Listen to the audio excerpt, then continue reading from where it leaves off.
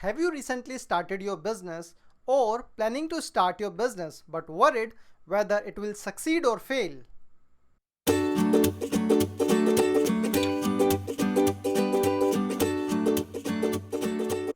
Hi, welcome to the new video of businessalligators.com. In today's video, I will tell you how you can reduce the failure rate of your startup or business. So now let's dive deeper into the video without wasting any time. So the first point is market research. Market research has two subpoints. One is primary research, second is secondary research. So what is primary research? Primary research is any research in which we directly interact with the targeted people or the targeted group. For example, interviews, surveys, etc. And what is secondary research? Secondary research is any research in which we do not interact directly with the targeted people or the targeted group. Rather, we rely on the third-party database. For example, news, statistical database, Sensex, etc. So whenever you are planning to start any startup or any business, then you should always do both kind of research. You should do primary research as well as secondary research. With the primary research, you can get the knowledge from the actual ground, and from the secondary research you can understand how the market has behaved in past, how the market is behaving currently, and how the market will behave in the next coming few years, and how the CAGR ratio is like whether the CAGR ratio is going in the positive direction or in the negative direction. All these things can be you can figure out all these things from the secondary research. So for example, you are planning to manufacture, let's say, Caesar. Okay, let's say you are planning to start a business of Caesar in Caesar. Okay, and you are planning to start in the New York City. So what you have to do is first you have to check the secondary research whether there is a market for Caesar in the entire world, and how the Caesar industry has behaved in the past, how it is currently behaving, and how it will behave in next 4 to 5 years or in the next 10 years. Then if the news is positive, then you should go for the primary research, and then interact with the people from that particular location from where you are actually starting your business. For example, in this case we are taking as a New York, so you have to check that what is the market scenario of Caesar, and you have to interact with the people whether they, and have to check whether there is a demand for Caesar in the actual ground or not, and how people are behaving, and what kind of Caesar they want, and what problem they are facing in the current Caesar. So all these things you have to figure out from the primary research. So both kind of researches are needed whenever you start any kind of business or a startup. So if you want to reduce your if you want to reduce your failure rate of your startup or business, then make sure you are doing both kind of research. Now the second point is business validation.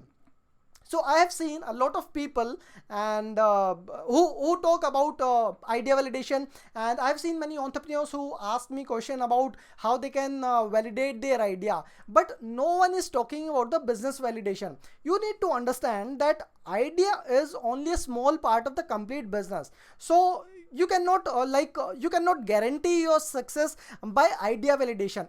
You always need to do the business validation instead of idea validation, because a business involves a lot of other things also besides idea. It involves money, it involves manpower, it involves technology, it involves management, and a lot other things. So whenever you are starting your business, then don't only validate your own business idea, do validate the complete business, whether that business is can be run in a successful way or not. If you are doing idea business validation instead of idea validation, then it can certainly reduce the failure rate of your business. Now the next point is solve the actual problem. So let's take an example of COVID-19 situation. So let's take there are two companies, A and B, and the company A is making a medicine of COVID-19, or for the treatment of coronavirus. Okay, and the company A is saying that they are reducing the death rate of people by 70%, and earlier the people which are taking 15 days are taking only 10 days when they are taking the medicine of company A. Also, the company is investing $1 million each month in the advertisement to spread about the news that they have developed a particular medicine for the COVID-19 or for the treatment of coronavirus. Okay, so this is the condition A, or the company A. And the second company is company B, which has made a medicine which is reducing the death rate by 99.99%, and it is saying that with this medicine people can be cured within 3 days. They won't take any longer period than 3 days. So, and they are hardly investing like couple of thousand rupees in advertisement, and they are not investing too much amount in advertisement like the company A is doing. So what do you think? Which company will be successful in the next 6 months or in next 12 months? The company A or the company B?